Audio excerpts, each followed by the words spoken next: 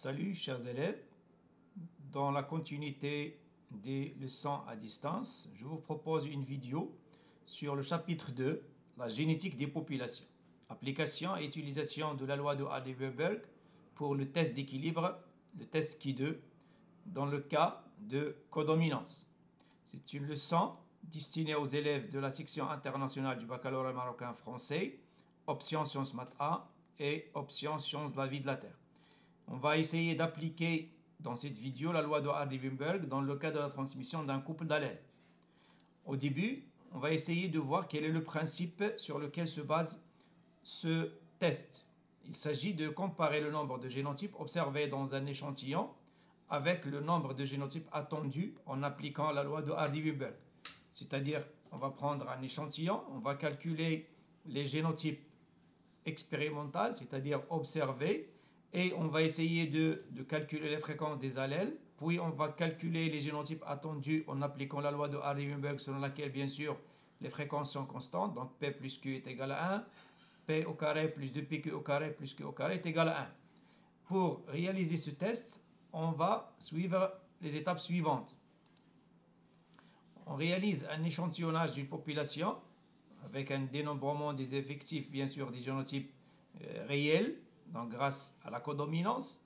Mais avant de vous proposer l'exemple de la codominance, on va parler d'une façon un peu générale. Donc le calcul des fréquences des allèles, bien sûr, parmi un échantillon, bien parmi n individus d'un échantillon, c'est P est égal à F de grand A, par exemple, c'est D plus H sur 2, et le Q, c'est le F de petit a, donc c'est R plus H sur 2. Donc on calcule la fréquence des allèles.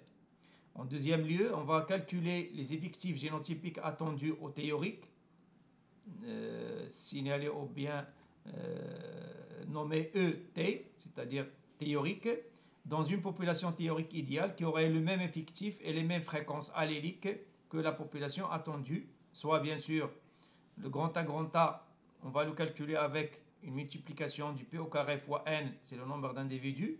Grand A petit a, c'est 2PQ fois N. Et pour le petit a, c'est Q au carré fois N, bien sûr.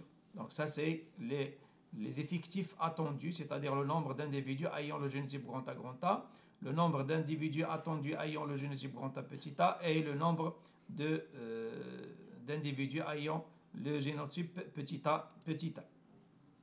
Troisième étape, c'est la comparaison des effectifs observés et des effectifs attendus. Donc observé, c'est EO, et attendu, c'est ET. Par un test statistique du Ki2, le test nécessite un calcul de la distance Ki2 permettant de tester l'hypothèse d'égalité entre la distribution observée et la distribution théorique. Donc bien sûr, c'est l'hypothèse H0. Ki2 est égal à la somme des effectifs observés moins les effectifs théoriques au carré sur les effectifs théoriques. Donc, c'est-à-dire EO moins ET, le tout au carré sur ET. Et bien sûr, pour chaque génotype, donc on aura 3.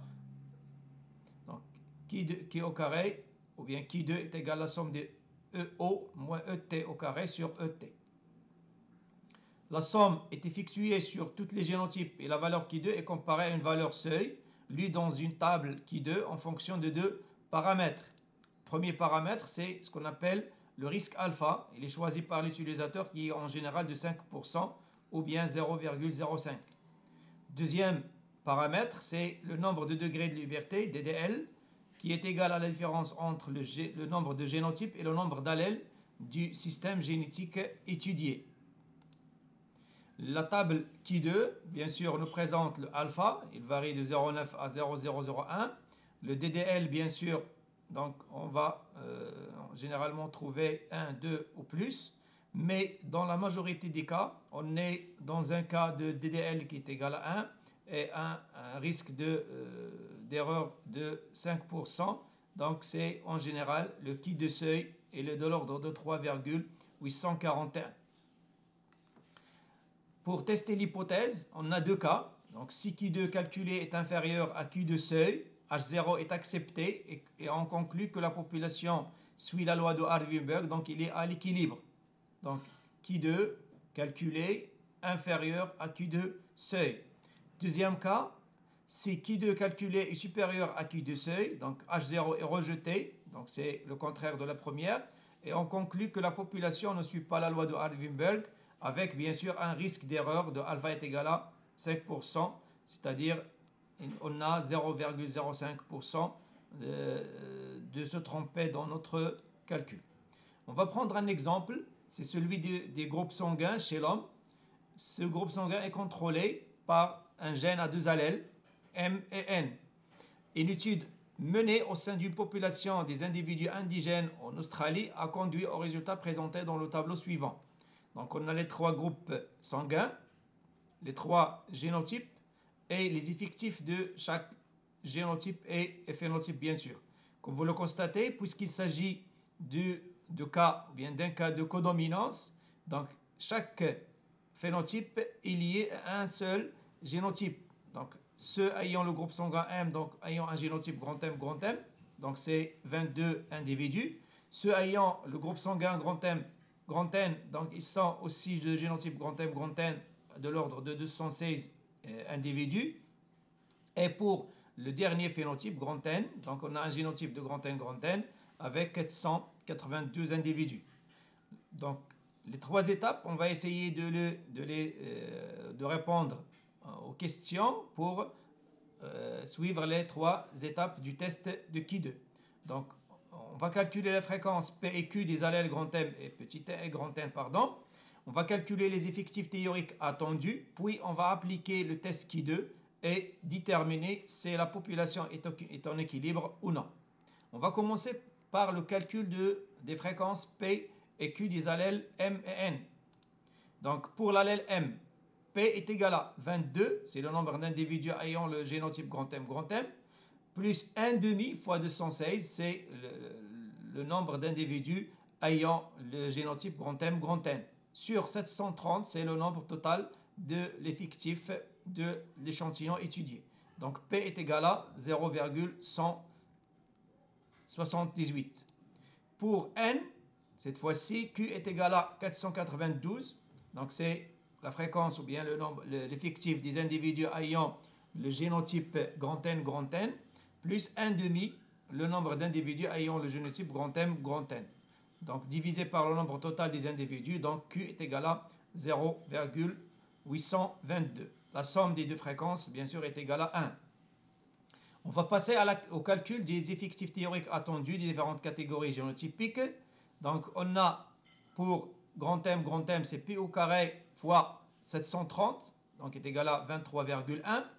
Pour grand M, N, donc c'est 2PQ fois 730, c'est égal à 213,6. Pour le grand N, donc Q au carré fois 730, c'est 493,2. Bien sûr, c'est toujours la fréquence du génotype multipliée par le nombre total des individus de l'échantillon étudié. On va passer à la troisième étape, c'est le test du Q2. On va calculer le Q2, donc il est égal à 22 moins 23,1 au carré divisé par 23,1. Ça, c'est l'effectif observé. Ça, c'est l'effectif théorique. Donc, l'effectif observé moins l'effectif théorique au carré sur l'effectif observé. Donc, ça, c'est pour le premier génotype grand M. Et on réalise le même calcul pour le génotype grand M et pour le génotype grand N. Au total, on va trouver que Q2 est égal à 0,083. Et bien sûr, on va comparer, on va déterminer tout d'abord la valeur seuil pour 3 moins 2. 3, donc, c'est le nombre de génotypes. Et 2, c'est le nombre d'allèles. Donc, le degré de liberté est égal à 1. Avec alpha est égal à 5%. Donc, on a, comme on a dit tout à l'heure, le Q2 seuil est de l'ordre de 3,841. Il ne reste que de comparer. On a 0,083 est inférieur à 3,841. Donc, Q2 calculé est inférieur à Q2 seuil. Notre hypothèse sera bien sûr acceptée et on va conclure qu'il n'y a pas de différence entre la distribution observée et la distribution théorique, et on admet que la population d'aborigènes australiens est à l'équilibre de Hardy-Weinberg. Je vais vous proposer un exercice d'application.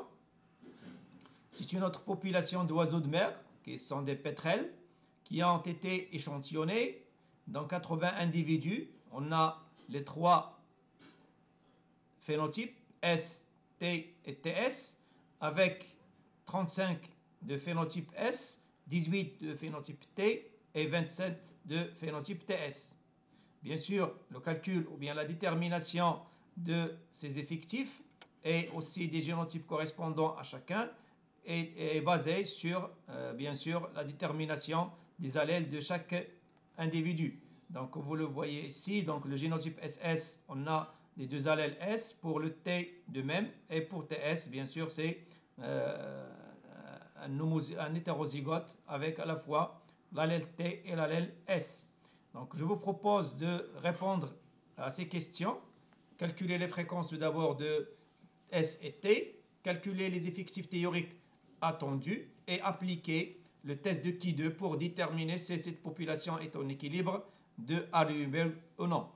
Donc, je vous donne une petite grille d'auto-évaluation qui va vous aider pour voir est-ce que vous avez réussi votre calcul ou non. Donc, premièrement, pour le calcul des fréquences des allèles, on doit constater qu'il s'agit d'un cas de codominance entre les deux allèles du gène étudié et donc la fréquence des génotypes est égale à celle des phénotypes. Il faut prendre en considération que la fréquence d'un allèle représente la probabilité de le tirer des phénotypes ou des génotypes parce qu'il s'agit de codominance qui le contient. Et on va calculer bien sûr la fréquence de chaque allèle. Pour S, ce sont des génotypes ayant cet allèle. Donc pour le génotype homozygote, c'est une fois, plus 1,5 pour les génotypes hétérozygotes. Et de même, pour l'allèle T, donc on va prendre en considération les génotypes ayant l'allèle en deux exemplaires, donc homozygote pour une fois, et 1,5 pour les génotypes hétérozygotes. On doit vérifier que la somme de la fréquence des allèles est égale à 1.